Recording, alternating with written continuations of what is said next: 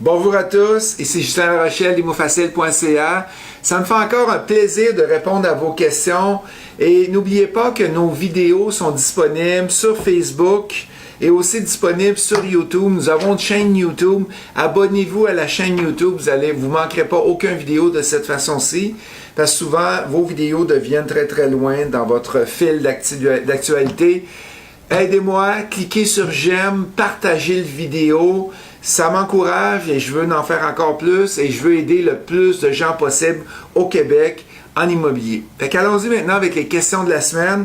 On a Will qui nous demande « Salut Ghislain, on parle souvent des balances de vente comme quoi c'est une super stratégie d'acquisition, mais en contrepartie, j'entends souvent dire que les banques n'autorisent plus ça et même la SCHL serait frileuse face aux balances de prix de vente. Est-ce vrai?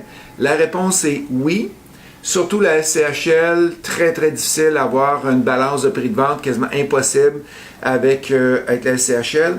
Comment structurer une balance de prix de vente pour que les banques l'acceptent? La meilleure façon de le savoir, c'est qu'il y a des banques qui l'acceptent et il y a d'autres banques qui ne l'acceptent pas. Et n'oublie pas, tu as 7 banques à charte, mais tu as aussi des banques virtuelles qui n'ont pas leur place d'affaires au Québec, mais ils sont dans le nuage quelque part, que les courtiers hypothécaires connaissent. Fait que ma recommandation, si tu as une balance de vente que tu veux utiliser, vas-y avec un courtier hypothécaire.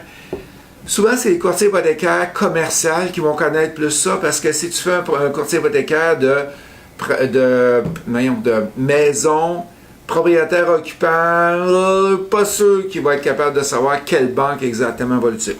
Fait que va voir un courtier hypothécaire commercial.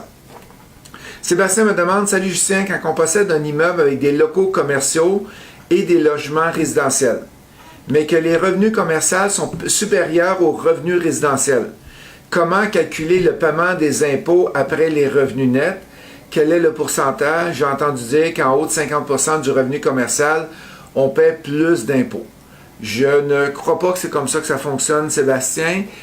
Que ce soit un revenu commercial ou un revenu résidentiel, le principe, c'est que si tu es incorporé, tu as un taux d'environ 50% que tu dois payer d'impôts, que ce soit un ou l'autre. Le gouvernement considère ça comme un revenu de location qui est comme un revenu j'appelle ça des dépôts à terme, de dépôts à terme. Donc, c'est 50% de location. À moins que j'ai manqué quelque chose, c'est la même affaire. Si c'est à ton nom personnel, c'est rajouté sur ton rapport d'impôt, sur tes impôts, et tu payes selon le taux d'imposition que tu as.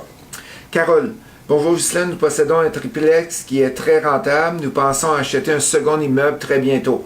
Par contre, notre triplex aurait besoin de rénovation majeure, portes, fenêtres et revêtements extérieurs. Nous demandons si ce serait plus profitable de prendre notre mise de fonds que nous avons disponible en argent pour faire les rénaux, pour ensuite refinancer l'immeuble et essayer de ressortir l'argent, ou acheter tout de suite un deuxième immeuble. Mon conseil là-dedans, c'est que si tu mets, mettons, 40 000 d'investissement dans ton triplex, quand on va faire réévaluer l'immeuble, tu ne regagneras pas 40 000 de valeur, parce que souvent, les 3 choses que tu m'as dit, ça redonne peut-être un 30 à 50% de valeur que tu vas être capable d'aller rechercher.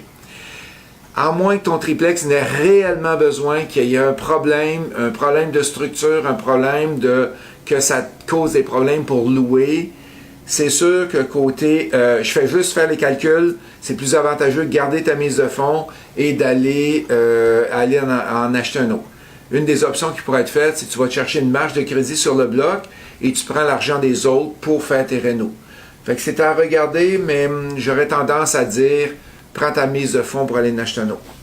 Antoine, bonjour Ghislain, parmi toutes les transactions que tu as faites, quel pourcentage des immeubles avez-vous acheté hors marché Centris et avez-vous toujours payé au moins 10% sous la valeur marchande ou économique? Fait que pour répondre à la première question, 2017, j'ai eu 8 millions d'achetés à ce jour et ça a été hors Centris. C'est des références qui me sont arrivées.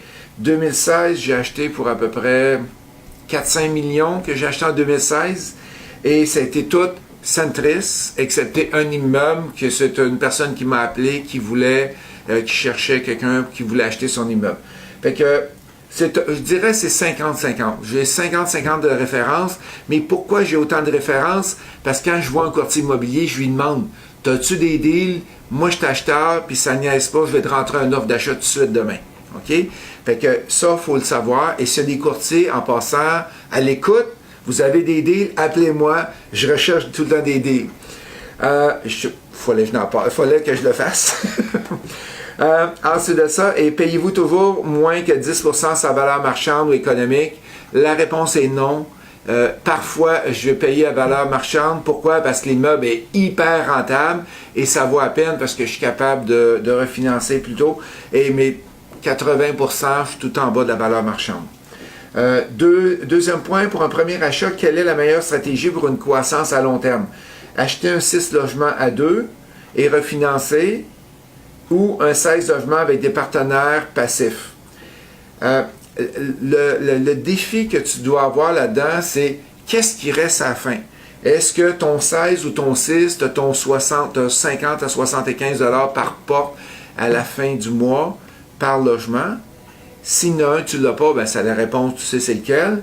Et le défi que tu vas avoir aussi, c'est dans combien de temps tu es capable de sortir l'argent. Autant si tu es 2, que si tu es 5, 6, 7, 8 partenaires avec toi, dans combien de temps tu vas être capable de sortir l'argent. Fait que c'est les deux critères que je me base pour savoir si je suis mieux d'acheter un petit ou d'acheter un gros. Normalement, le plus gros devrait être plus rentable. Normalement, je dis bien, OK? Mais c'est sûr qu'à coût de 16, ça va aller plus vite que si tu y vas à coût de 2. On s'en va maintenant avec la question de Carlos. Bonjour Justin, il y a un triplet que je trouve très intéressant, mais le revêtement extérieur est en amiante. Acheter ou pas acheter? Bien, la réponse est assez difficile parce que j'ai pas de revenus, je sais pas si c'est un immeuble rentable, je sais pas si c'est dans un bon quartier, si c'est dans un mauvais quartier. Tu me donnes juste l'amiante, Carlos. J'ai de la misère à répondre. Je te dirais, fais faire une soumission pour tout l'enlever, les panneaux d'amiante à l'extérieur, puis rajoute ça sur ton prix d'achat. Si ton immeuble est encore super rentable, ben vas-y avec. Si ton immeuble est pourri, il n'est pas rentable, puis en plus tu as cette maladie-là sur l'immeuble, ben touche pas à ça. Mais il manque trop de données, je ne suis pas capable de répondre à la question. Marie-Jo, la dernière question. Bonjour Justin, quand on fait un start-up d'entreprise en investissement immobilier, comment peut-on bâtir notre équipe de rêve? Première partie de la réponse, c'est réseautage, référence, d'autres gens qui ont utilisé ces personnes-là. Tu vas dans des formations, souvent, on va donner des références nous-mêmes de personnes. Fait que c'est comme ça qu'on bâtit notre équipe de rêve. Parce qu'aller prendre les pages jaunes ou Internet puis dire « Ah, lui, un beau nom de compagnie », pas sûr que c'est tout le temps bon. Et la dernière question est de qui elle devrait être constituée, notre équipe de rêve. Premier membre super important que tu devrais avoir, c'est d'avoir un coach et un mentor en immobilier. Puis un très bon à part de ça. Fallait que je n'en profite. Et c'est moi que je parlais. Là. En cas tu ne l'as pas reconnu, Marie-Jo. On s'en va maintenant avec le deuxième, le courtier immobilier. Le troisième, le courtier hypothécaire, qui va être un bon membre de ton équipe ou un banquier. Le quatrième, un inspecteur en bâtiment / ingénieur en bâtiment qui va être capable de t'aider si tu as des problèmes de structure, à l'achat, etc. Cinquième, un avocat, que ce soit un avocat en régie du logement ou un avocat spécialisé en immobilier, en affaires. Et le sixième, un bon notaire qui est capable de t'aider dans tes transactions et capable de te guider aussi. Fait que merci beaucoup. Merci à vous tous pour les questions. N'oubliez pas, chaque lundi, je réponds à vos questions. Ça me fait toujours plaisir. Et n'oubliez pas de cliquer sur j'aime sur cette vidéo aussi. Merci et bonne semaine.